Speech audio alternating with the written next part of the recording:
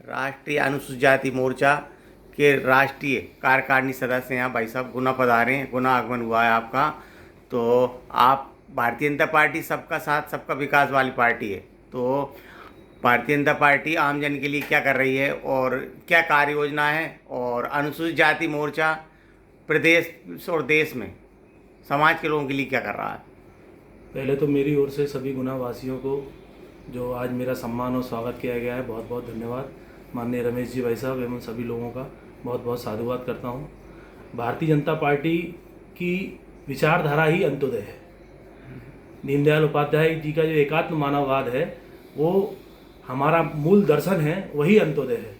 माननीय मोदी जी ने पिछले 7 साल में जितनी भी योजनाएं बनाई हैं उसके केंद्र में केवल और केवल दलित नारायण ही सेवा करना ही उनका केंद्र बिंदु रहा है।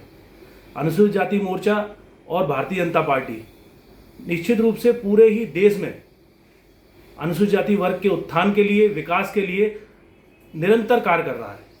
भारतीय जनता पार्टी की एक एक योजना, मोदी जी की, माननीय शिवराज सिंह जी की प्रत्येक योजना इस वर्ग के उत्थान के लिए काम कर रही है। भारतीय जनता पार्टी द्वारा मोदी जी के जन्म दिवस के बाद से ही 17 सितंबर से 7 अक्टूबर तक गुना जिला, मध्य प्रदेश, पूरे देश में क्या क्या योजना चलाई जा रही हैं?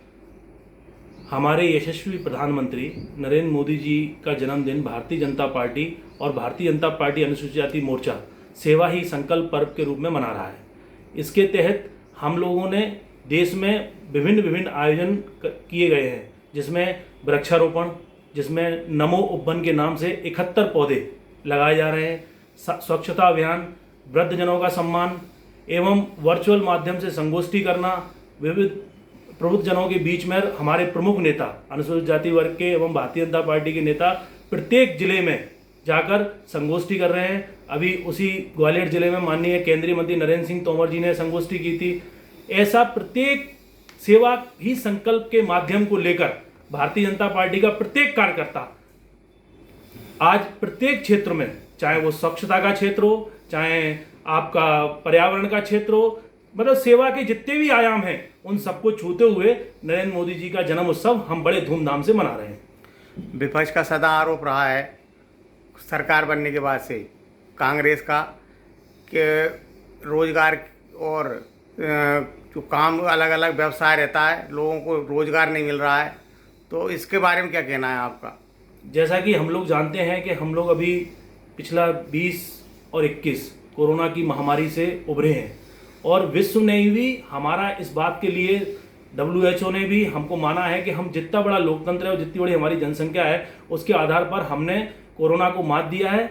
और रही बात रोजगार की, तो जितने रोजगार सृजन प्रधानमंत्री के कार्यकाल में हुए हैं, चाहे वो स्टार्टअप योजना हो रही हो, चाहे वो अन्य सरकारी योजनाओं में नौजवानों की भर्ती रही हो, आज आप अगर आंकड़े उठा के देखेंगे तो आपको महसूस होगा कि आज रोजगार का आंकड़ा जो पिछले 70 वर्ष से 71 वर्ष 59 वर्ष जो सरकार ने शासन किया कांग्रेस ने, उससे बढ़ा है।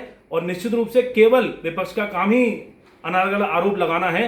बाकी आप समाज के बीच में, जनता के बीच में जाएंगे तो आपको एहसास होगा कि रोजगार के अवसर भी बढ़ रहे हैं और आज का नौजवान स्टार्टअप योजना के माध्यम से अपने आप को रोजगार, सरकारी योजना न देते हुए अपने आप को संबल कर रहा है।